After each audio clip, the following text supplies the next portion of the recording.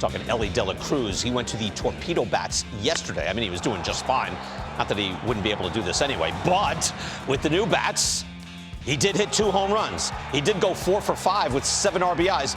By the way, exit velo on his hits, 110, 107, 103, 102, and 99 miles per hour. Here's Aaron Lenhart yesterday, now a Marlins coach, but the mastermind of this torpedo bat revolution while with the Yankees. I think the eureka moment really was when players pointed to where they were trying to hit the ball, and they noticed themselves that was not the fattest part of the bat. They noticed themselves that the tip was the fattest part of the bat. And then everyone just looks at each other like, well, let's flip it around. It's going to look silly, but are we willing to go with it? And at the end of the day, you found guys that were willing to go with it. So I would say that was really the moment. And I don't know, the bat industry's a free-for-all. They all copy each other. So in terms of legal details, I don't know, have to go talk to the lawyers about it. How about that? That's interesting. The Rays have been one of the teams with players that use a torpedo bat or version of the bat. This tweet coming out from Ryan Bass, comparison of Junior Caminero of the Rays game bat and the torpedo bat that was used in yesterday's game. You can see the difference there. For more on these bats, let's talk about this, I don't know, evolution or revolution in the game. Our next guest is the hitting coach for the Tampa Bay Rays, former Major Leaguer first-round pick, Chad Mottola. Chad, it's Brian Kenny. Thanks so much for coming on the show today. Great to be here. Chad, is it an evolution or a revolution? Where are you on this? Well, it's one of these things I wish I would have had it 30 years ago. I perfected getting jammed, so it makes some common sense. So we're exploring it pretty fast the way it's taken off. So what do your guys use? We see, I keep hearing Junior Caminero is dabbling with it. What are your guys using? We have about 6 models that are generic, not really specific to them yet. I know our research team has where certain guys hit by individuals, by certain pitches on the bat. So we're kind of processing that information a little faster to figure out who to get the torpedo bats their hands in. It's not for everybody. Some guys get jammed more often than off the end.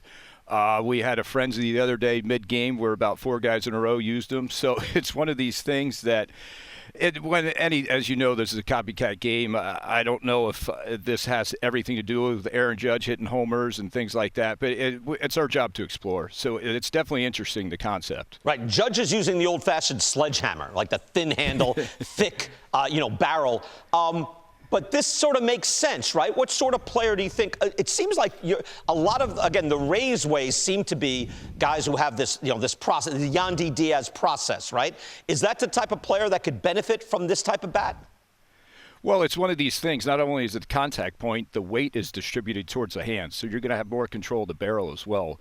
So that's not really getting commented too much, and I think that's just as interesting. So there's layers to it. It makes a ton of sense. It's like I said, it seems like it's common sense now. I don't know why we didn't think of this ourselves, but we're doing our best to explore it. I think there's something there. I don't know if it's as crazy as they're making it sound, but I think there might be a lane for it where you're a right-hander seeing a 2-seamer that day. Maybe you break this out, things like that, almost like a golf club version. But it's our job to explore it, and it's very interesting, and it makes some sense.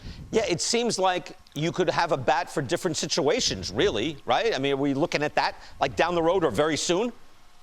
Well, that's the thing about it is everybody makes contact pretty consistent on a certain part of the bat. And this kind of opens a door for that. We have a great research team that probably has there definitely has these numbers in place and things like that. And we'll see if we can invent some bowling ball or bowling pin bat or whatever it may be, and have all these. Everything's wide open now. When you were hitting, Chad, again, you were a pretty good player. When you were hitting, you're a monster as a youth player, I'm imagining. I mean, do you occasionally get one of those, I don't know if they were called aluminum bats or composite bats, that you weren't using in professional baseball, and think, wow, look at this. Like, I mean, it must have, like, an aluminum bat in the hands of you must have been like an incredible weapon. Well, I was back, I don't want to date myself too much, but we had one version back in my day. It was the Green East, and that's about it. And then the Black Magic came out. But it's one of these things, you go back to even younger when you had the big red bat with the barrel bigger than the whole baseball. And these things that are happening and the way the technology's finally catching up with hitting that it has with pitching for the last 10 years. I think this is one thing that we've been searching for that we're going to explore pretty good. And it makes, like I said, it makes some common sense. Yeah, look, usually you guys are at the forefront of this. You're a very sophisticated organization. But this is the Yankees. Does that accelerate things? They're in your, it's not just the Yankees. You're playing at the Yankees field, but this is your divisional rival. Well, I yelled at Ben Rorvet the other day. He said he had one in his hands in spring training last year and got 3 hits and then put it in his garage and never used it again. So it's one of these things that some guys have had it in their hands. I think it's taking off a little bit more because I don't know how many of them were Yankee Stadium homers as opposed to some torpedo bat, but it's our job to explore. And like I said, as soon as I heard it, I brought my career up. I perfected getting jammed. They say good hitters get jammed. I must have been really good. So if I could have moved my barrel towards my hands, I would have done it. So to me, it makes a lot of sense in how to kind of use it in its best way for each individual. That's the thing, because a lot of guys hit it off the end, and it's useless for them. So it's just making sure we protect themselves against all these chasing these numbers that guys are putting up early on. It usually balances out by the first month. Okay. I know you guys, you see, you're at Steinbrenner Field. It's interesting watching you guys now on TV. I've been watching you, and you're playing in the sunshine. It is kind of an intimate setting. It's not something you guys wanted, but there you are, making the best of it. What is it like playing in Steinbrenner Field? Well, the Yankees made this a beautiful place. We really appreciate what they've done. I know we're pretty big rivals, but for them to step up and help us out is pretty special. But it's one of these things, leaving spring training, we kind of looked around and we're in the same environment. You kind of had to pinch yourself like this is for real now. So it's getting used to. The heat, definitely something we're not used to, but we're making the necessary adjustments, and the Yankees really did us a favor, and we thank them for it. All right, right. It's interesting to see you guys play there. I'll be interested to see how quickly we see different bats, and if you do develop, like you said, those red bats. I'm thinking that big wiffle ball bat, that you give your kids. Like, here, use this. I'm waiting for. I know that's not legal, but I'm waiting for that next innovation from you guys, Chad.